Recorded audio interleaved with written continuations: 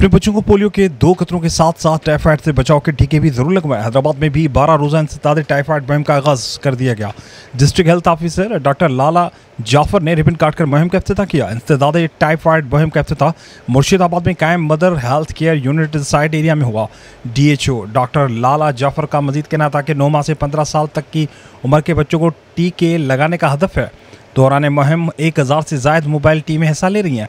RG vaccination centre, school, सरकारी मरकज़ सेहत और 1000 से ज़ायद आउटरीच टीमें भी 7 रोज़ा मुहिम में शामिल हैं। वालिदैन अपने 9 माह से 15 साल तक के बच्चों को टाइफाइड से बचाव का हिफाजती टीका ज़रूर लगवाएं।